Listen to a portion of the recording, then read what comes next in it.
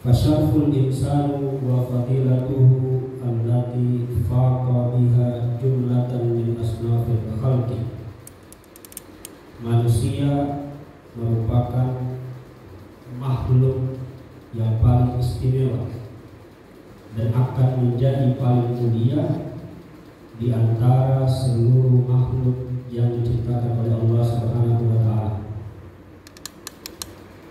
Sebab manusia merupakan makhluk yang paling istimewa dan akan menjadi paling mulia di antara seluruh makhluk yang diciptakan oleh Allah Subhanahu wa taala.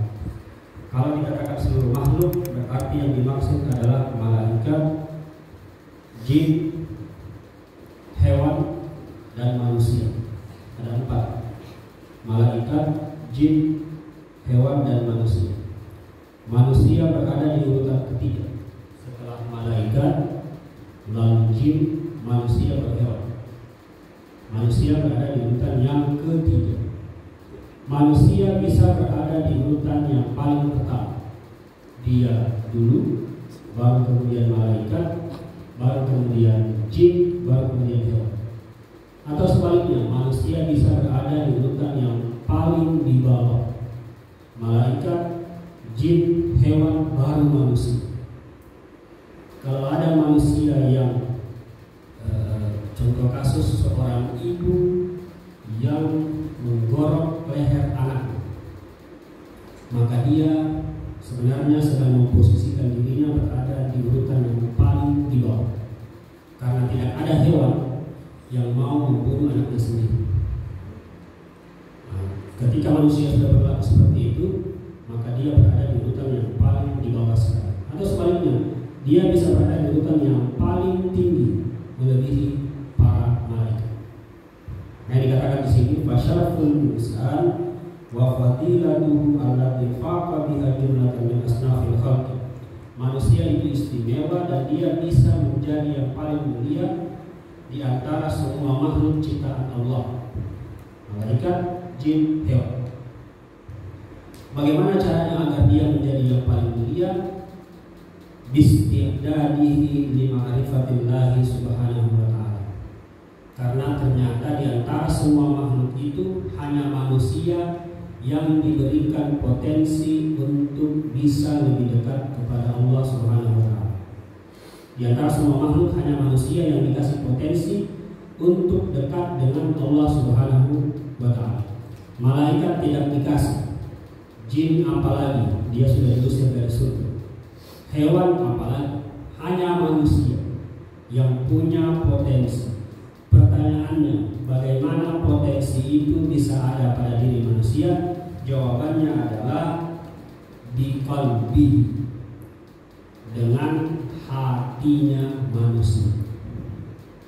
Jadi yang membedakan antara dia, jin, hewan, dan malaikat, manusia punya yang namanya al-qalb, punya namanya hati. Hatilah yang membedakan dia dari 3 makhluk tadi. Pertanyaannya, hati yang bagaimana? Di sini dikasih perumpamaan. Iz kullu ina'in yandahu bima fihi.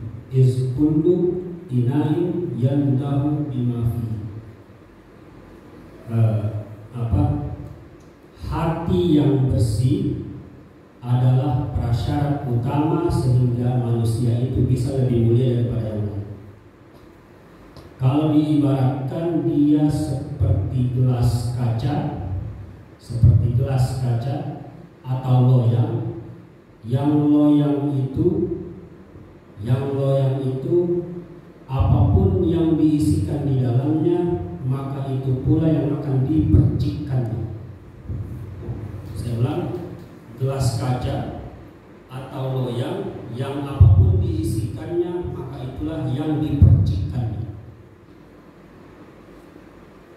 Pada gelas, kalau gelas diisi dengan air susu, maka yang akan dipercikkan oleh gelas itu adalah air susu.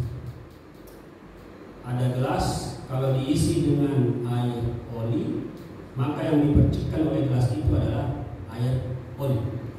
diisi kopi yang keluar kopi, diisi teh yang keluar teh, diisi air got yang keluar air got. Ibaratnya gelas itu adalah hatinya manusia, dan yang masuk ke dalamnya itulah yang menentukan bagaimana hati itu menentukan apakah dia mulia atau tidak. Kalau gelas itu yang diisi dengan susu, maka itu yang dimaksud. Karena hatinya isinya susu, pasti yang keluar adalah susu.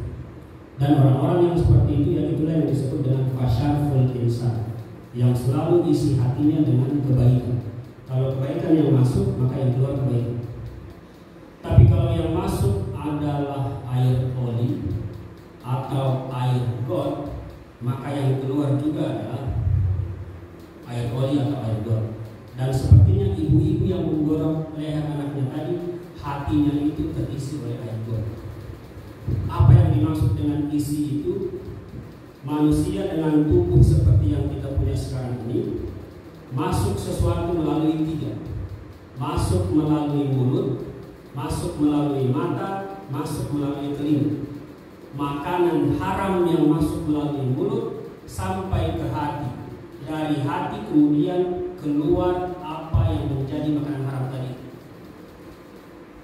Telinga yang masuk pendengarannya hanya gibah dan gibah terus, maka yang keluar adalah gibah juga. Mata yang melihat hanya melihat kemungkaran terus, maka yang keluar adalah kemungkaran juga. Begitu ibaratnya hatinya manusia. Manusia tadi itu adalah gelas. Kalau yang masuk susu, maka dia keluar susu. Yang masuk oli, maka dia yang keluar oli. Masuk air got, yang keluar air got. Dari mana masuknya? Dari mulut, dari telinga, dan dari mata. Makanya kemarin subuh saya bilang, ada orang yang berdoa tapi doanya tidak dikabulkan. Kenapa? Karena makanan yang masuk ke dalam tubuhnya adalah makanan yang haram. Makanannya haram. Hatinya yang memohon kepada Allah adalah hati yang masuk ke dalamnya makanan yang haram. Intinya apa? Usahakan yang masuk ke dalam hati kita adalah air susu, bukan air oli. Karena hatinya manusia ibarat gelas kaca kosong yang kalau diisi air apapun, maka yang keluar adalah apa yang diisikan. Kalau yang dimakan makanan haram, yang dilihat sesuatu yang tidak baik, yang didengar sesuatu yang tidak baik, yang keluar juga adalah hal-hal yang seperti itu. Kalau ingin menjadi mulia di antara para malaikat, di antara para jin dan para hewan, maka masukkan ke dalam hati kita sesuatu yang baik-baik, karena hati kita lah yang menentukan kita itu mulia atau tidak. Subhanallahumma wa bihamdika asyhadu an la ilaha illa anta astaghfiruka wa atubu ilaik. Assalamualaikum warahmatullahi wabarakatuh.